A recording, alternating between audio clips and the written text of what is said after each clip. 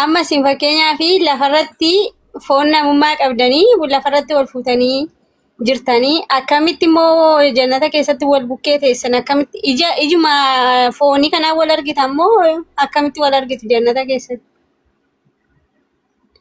Ija fooniitti wal argina maal ija kamii wal argina de namni maal qaamni isaadha ni kaafama namni hundi isaatu. Foonni keessan immoo lafa foonni ol hin deebu gara samiitti ol hin deebu foonni lafumatti afama. La jannati bari asii ol baanan jennu nuti akka isin amantanitti amannu bar. Jannata bari akka isin biratti bari Yesuus dhufeen nama kana fudhatee ol baa jettanii sun sirriidhaa miti nu biratti akkasitti nama kana ol guuranii asii ol baan jennee amannu. Okay. Sitti maa jiraan argine kaan. Nuti akka itti amannu akkasiidhaa miti nu biratti namni hundi isaatu ni du'a anillee natillee namni hundi isaatu ni du'a erga sanii erga duuneen booda ni kaafamnaadha. Sigaltee namni hundi isaatu ni kaafama. Foonuma isaatiin kaafama lubbuma isaatiin kaafama akkuma gaafa asirratti jiru kana Rabbiin subhaanahu wa ta'ala akkuma gaafa isin uumne sanitti deebitan jedheetiin dubbata sigaltee kama bada'akum ta'uuduun akkuma isin uume sanitti deebitanii jira Rabbiin subhaanahu wa ta'ala sigaltee kanaafuu nuti ni deebina foon illee biqila Rabbiin walitti qabami jedhee qaama isaadha akkuma duriitti deebisa lubbuu isaallee akkasitti deebisee fi sanboodaan kun gara ibiddaa kun gara jannataadha deema. Isin biratti ammoo ganaa Yesuus dhufee Yesuus nama kana ol guuree gubbatti ol deemaa jettan. Akkasii miti. Macaafa keessatti ammoo foonni ka'aa jedha akkam jettaan isa kanatti. Macaafa keessatti foonni lafumarratti hafa garuu nuti isinin beektan isinin amantan akka nuti amannutti kanaaf isiniif hin galu. Nuti hafuuraan tamannaa isin foonitti amantan. Ayyemee keenya haa ta'u ati akkamitti jannata seentamee akkaataa isaa dhaamee naaf himime. Ani akkatti jannata seenuu gooftaa Yesuus Kiristoos fayyisaa lubbuu kiyyaaf godhadhee erga fudhadhee jannatan seena. Echi fudhatte achi booda akkami seente jannata akkami seentaa siin jedhe. Achi booda aga namummaa kiyyatti agan danda'e wanta waaqayyoo irraa deebi'aa jedherraa oo deebi'ee saniin booda immoo wanta irratti dadhabetti immoo yoon kadhadhee kara qajeelummaarra oon deddeebi'ee jannata galuu ni danda'a. Deebi'ee immoo gooftaa Yesuus amanachuu kiyyaaniyyuu ani kan jannataati. La akkasiin hin jenne baran. Akkami jannata seenta wagguu siin jedhu fakkeenyaaf ammaati jannata seenuudhaaf dirqama du'uu qabda moo osuma akkana jirtu seenta?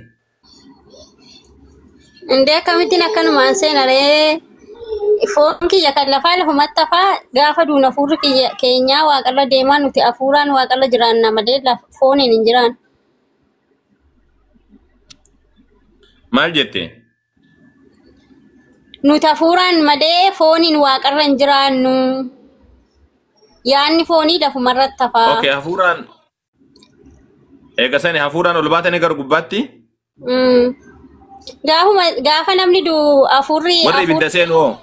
Gaafa namni du'u hafuurri namaa lafa hafuurri namaa lafumatti waliin seena hafuurri gara samiin deemu.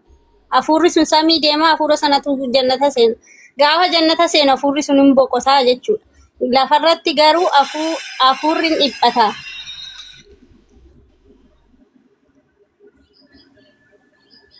Kanin siin jedhani Yesuus Kiristoos ayyee tole mee akkuma teette kanaa ta'u. Yesuus Kiristoos Maatewos boqonnaa meeqa Maatewos boqonnaa 19 irratti I think akkas jechuutti yaada. Boqonnaa 26 yoo. Akkasumas 19 akkas naannoo san jechuutti yaada. Bakka isaa bitootti yaada. Dulaaki maal jedhee dubbatee barattoota isaatiin. Guyyaa dhumaa sanatti isin teessota 12 irra teessanii saba Israa'el gosoota saba Israa'el jechuudha yookaan mana Israa'el 12 irratti firdiin gootuu jedheen. Kun dhugaa miti. Maal gootu? Firdii gootuu jedheen barattoota isaatiin. Saba Israa'el jidduutti firdii gootuu jedheen teessota irra teessanii. Waaqayyo aboo isaaniif kenninaan gochuu danda'an wanta waaqayyo ittiin kenneefiin hojjechuu hin danda'an. Akkasiin hin jenne firdii teessoo irra ni ta'anii guyyaa qiyaamaa barattoonni warri kam? Barattoonni gooftaa Yesuus moo? Teessoo irra teessanii jedhan Yesuus. teessoorra kan taa'u kuni hafuuratu ta'a moo qaamatu ta'a? Qaama ta'eetoo foon ta'eetoo foonuma nuti amma ittiin jiraannu kana miti nuti foon addaadha. Foon nuti amma Foon addaa eessaa fuudhan? Foon maaltu beeka Waaqayyo nuun akkamiin nama nu godhi hafuuras akkamiin akka hafuura godhu sumatu beeka. Foon duratti hafuuraan seennaa jette amma immoo foonii jette. Dubbiin kan kee addaan hin galu. Toleeshi Yesuus Kiristoos. Fakkeenyaaf namni foon uffatee jechuudha. Foon hirmaan nyaatamee dhume akkamitti fooniin ol ba'are maaltu baatee ol nama geessa gara samii saniifuu hafuuruma keenya gara samii dhaqutu jiraata jechuudha. Maal foon ka teessoorra taa'u maali dharee? Inde amma sin erga duutaniin booda rirmoo sin nyaattee sin fixxeetti akkamittiin gara samii dhaqxu? Rabbitu nu kaasa kun rakkoon qabdu maa rabbiin ni kaasaa mina biyyoota baay'ee kaaseera. Yesuusin dura iyyuu biyyoota fakkeenya Elsaa'iin. Saayinsiin iyyuu namni biyyoorraa uumame biyyootti deebi'a jedha. Biyyoota mitiiree erga dhumeen booda akkamitti deebi'ee nama ta'a. Saayinsiin akkasii jedhuuti yaa mucaan wal keessa nu harka oofte. Saayinsiin biyyoorraa akka uumameen amanulleedha. Akkasiin jedhe akka hin jarjarre mina jala. Tole akkasiin jedhe nuti bar rabbitu nu kaasaa jennaan. Rabbiin nu kaasa jennaan. Tole erga akkas taate amma isin biratti jechuudha. Isin biratti barattoonni Yesuus Kiristoos teessota 12 irra teessanii firdii kennitanii wagguu jedhuun. Foontu ta'amu teessoo irra hafuuratti ta'a. Gabaabsinaa himi. Isa hafuuratu ta'a. Si jammar waaqarra foonni hin jiru hafuura malee. Foonni lafarra jira malee samiirra hin jiru. Teessoorra kan ta'u maali dharee hafuuratti ta'a? Hafuurri sun garuu siniif hin galu. Hafuurri maal akka ta'e? Hafuurri teessoorra taa'uu jalqabnaan hafuuraaf teessoo maal kaa'uu barbaachise yaa goobas maal taate naga qabdaa? Hafuurri akkamitti teessoorra ta'a? Hafuurri maal?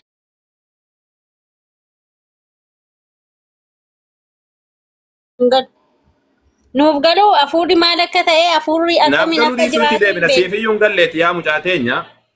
Qoy. Amma ataka tayyib tole. Tole mee kana biraa dabarruu fi hafuuratu taa'e jennee hafuura taa'edhaan jetteessa. Hafuurri kan kee abaddu hafuurri maal teessuma qabamoo hafuurri? Luka qaba hafuurri? Nana baarii naa kaasu. Teessuma malee teessoorra taa'asa? Teessuma malee teessumarra taa'amoo namni? Ikko hafuura sanaa waa'ee hafuuraa sana baruudhaa fi dirqama gooftaa Yesuusiin fudhachuu qabdu jedheen. Aga gooftaa Yesuusiin hin fudhannetti hafuura sana sinitti muudhiisee osoo sinitti iyyeeyyuu siniif hin galu waa'een hafuuraa keenya gooftaan haa galuu baatu. Ayyee tamaam. Haa galuu baatu. Amma tana achumatti dhaabi. Ayyee hafuuratu ta'a jettee hafuurri jidduu kana teessuma qabaatee waan irra taa'uun luka qabaa, foon qabaa, luka qabaa. Maal jedhan ka duubaan irra ta'a nama agattaan kana duuba kanaanii teessuma jedhaniin. Okay. Maatewos boqonnaa 10 irratti Yesuus Kiristoos warra foon keessan miidhaan hin sodaatina. Kanaa manna isa hafuuraa fi foon illee ibidda keessatti gubu sodaadhaa jedhe Yesuus. Maal jedhame? Warra hafuura keessan miidhu sodaatina. Inna lillahi wa inna ilaihi raaji'uun. Maal gurri kan keessa jira na bira jiraami? Naan galle qabaa sinama ittan. Isinii kuttanii. Ilaa waan Yesuus jedhe. Waan jedhe Yesuustu maal jedheen si fakkaatee barattoota isaatiini warra dhagna keessa yookaan foon keessan miidhuun sodaatinaa. Kanaa manna isa hafuuraa fi foon ibidda qilleetti darbeetiin qixaatu sodaadhaa jedhe Yesuus. Akkana jechuun maal jechuudha beektu? Waaqa keessanii isicha dhoksaatti isin argu sodaadhaa malee nama foonii isichaa sin bukkee jiru isicha wanta yaani fakkeenyaaf namni foonii foon kee madeessa malee hafuura kee yaani waan tokko si gochuu hin danda'u. Kaniifiyyuu nama foonii sodaatinaa waaqa keessan Hin dhageenye iyyuu waan an dubbiseef iyyuu hin dhageenye akkama Alaani xiiqu waaqa jechuudha. keessan Hafuurri sodaadhaa akkanuma jechuudha. malee nama foonii hin sodaatinaa jechuudha gabaabumatti deebiinsa. Akkas hin jenne yaa mucaa mee maal jedhee dubbiseen irra deebime hafuurri kan hiikkaa duratti mee jechi maal jedhame? Isuma sinsidha naan jettan kaa. Jecha iyyuu hin beektuuti amma sheeka nutti taate la barsiistuu kalaas amma macaafa hiikkaan isaa isa kana jettee natti himti. Mee jechi maal jedhe? Maal jedhee si dubbiseen? Warra foon keessan miidhuu hin sodaatinaa jettanii miti. Achi boodaanu maal jedhe? Achii booda warra foon keessan miidhuu hin sodaatinaa jechuuni nama foonii hin sodaatinaa Yaa jechuudha. mucaa nagaa qabdaati. Achi boodaan maal jedhe? Jechi sun maal jedhe? Itti fufi dubbisi. Maal jedhe achi boodaan jechichi? Dubbi isin bari isinii bakka sana walitti qabataniiti fiddanii malee an bakka sanarra hin jiru. Isintu bakka sanarra jira. Sanaafuu waan sin nagaafattan Amma ati osoo hin dubbisin hiikkaan isaa maal ta'e maalidha beektaa naan jettaa Ana reet? dubbisaa Dhaguma miti fayyaan isintu kee? nagaafataa jira. Isintu nagaafataa jira. Okay, dhageeffadhuuti mee ni hiiktaati mee yaa barsiiftu. Haganumatti amni osoo jechayyuu nu hubattin hiikkaan isaadha maalidha beektaa naan An jettaa? barsiistuu miti si Hiikkaan jammar kan kee haabatu. barattuudha. An barattuudha barsiistuu miti. Maal hiikuuf itti deemta ree ayyee? Tole mee si dubbisamee dhageeffadhu jalqaba. Sammuu dhageeffadhu sirriitti. Akkii jedhu waan warra foon malee lubbuu ajjeesuu hin dandeenye hin sodaatinaa jedhe. Maatiyoos boqonnaa 10:28. Qooda kanaa isa gahannam keessatti foonii fi lubbuu balleessuu danda'u sodaadhaa jedhe. Maarree nama foonii sodaatinaa waaqa uumaa keessan sodaadhaa jechuumadha. Akkanuma Gahannam keessatti maali balleessaa jedhe Waaqayyo? isinii bakki sunii isiniif akka biraatti Yaa mucaannana. Nuni yiseesin akka nama wannaadha. Maaliif foonii fi lubbuu isa balleessuu jedhe. Macaa harkaa qabdaasaa? ammatti moo ammatti biraan qabu bakka hojiin jira. Eeywa. Jahannamin kan seenu ka jahannamin Yesuus Kiristoos kan dubbataa jiru jahannamin kan seenu maalidha jechuu jira? Foonii fi lubbuu jechuu jira. Tamaam? Kanaafuu foon illee ni seenaa jedhe kunoo jahannamiin. Yesuus waguu dubbatu Yesuus foon illee ni seena jahannamiin jechuu jira. Lubbuun illee ni seentii fooniif lubbuu seenaa jedhe. Fakkeenya nam tokko yoo du'e gaafa jahannam seenu akkamitti seena? Gaafin kee bakka kana. Foon isaallee ni seena lubbuu isaallee ni seena erga ta'e akkam godhamee seensifamu. Kunoo foon isaadha lafa jalatti awwaalamu jira. Lubbuu qofa seenaa jette asitti ammoo Yesuus kunoo fooniif lubbuu seenaa jechuu jira. Mee akkam godha?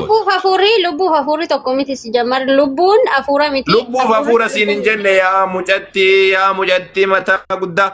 Inna lillahi wa inna foonii fi lubbuu siin jedhe. Tasgabbaaga. Maal tasgabbaa nama raachiteetisa? Nageessu ati. Akkis siin jedhe la. Lubbuu fi hafuura siin hin jenne foonii fi lubbuu jedha macaafa. Mee Maatewos boqonnaa 10:28 banime. Foonis haa ta'u lubbuus haa ta'u fooniif lubbuus haa ta'u. Fakkeenyaa wanta gaariin hojjenne taanaan faallaa Mee macaafa bani yaa mucaa. Inuma jannata saniifiyyuu waa'ee fooniif lubbuu miti. Hafuuraa fi Mee lubbuun. macaafa bani. Ani lubbuun jenne si jammar ana hafuura Mee macaafa bani.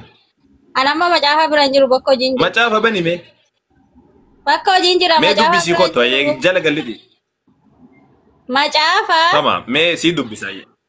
Banee si dubbisaa yeroo takka. Macaafni keenya bakkuma argetti hin dubbifamu.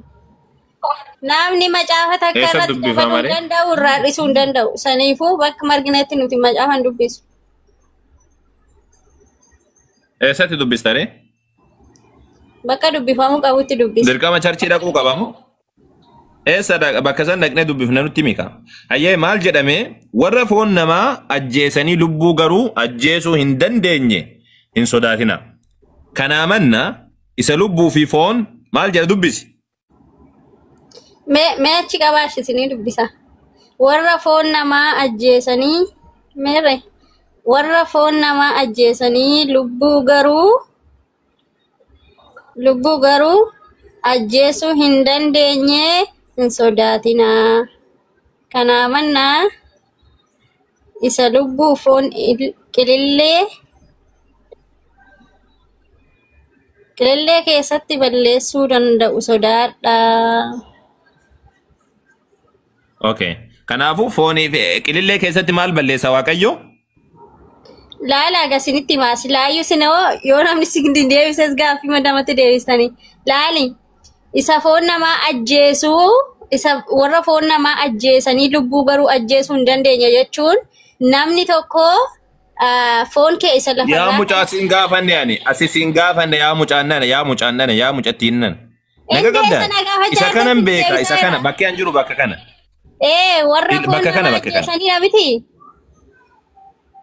La achi miti kan lakki achi siin gaafanne yaa mucaa isan jenne kanaamanna isa lubbuu fi foon qilillee keessatti balleessuu danda'u sodaadhaa jedha.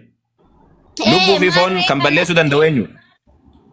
Waaqayyo balleessuu hin danda'a sababiin isaa nama maal qilillee dhaggeeffadhume bismillah. Eeywa. Qilillee keessa qilillee jechuun maal jechuudha? Qilillee jechuun boolla gadi fagoo jechuudha.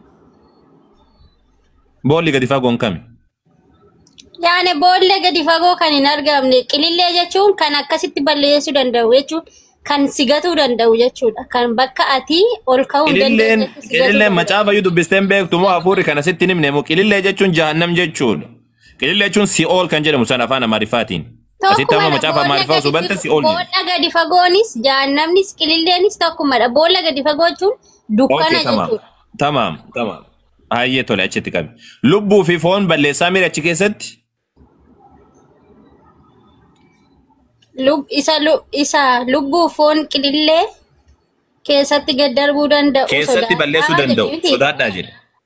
Kanaafuu qilillee maal Waaqayyo maal danda'a? Lubbuu fi foon qilillee keessatti balleessuu danda'ami? Hin danda'e achis kaasuu hin danda'a achis fuudhuu hin danda'a. Waaqayyo waa hunda gochuu danda'a. Yaa mucaa namaa adaraa kan keedha. Yoo beekaa rabbashaa jiraatte gasi buus. Maal balleessa? Lubbuu fi foon balleessaami? Isuma dubbisan sana walitti qabaa dubbisaa qobaatti dubbifamu macaa. Walitti qabee dubbisee jira yeroo meeqa irra deebine dubbifne. Lubbuu fi foon balleessaami balleessuu danda'ami Waaqayyo qilillee keessatti? Dursaa isicha kana sodaadhaa isa kana garuu sodaatinaa jedhee waan jiruufi isicha gararraatti dubbise sana innichi gadi immoo deebii qofaatti hin qabu. Asi bakka tana dubbisi yaa mucaan nana. Asiin durallee guyyaa tokko na bira seentee turte.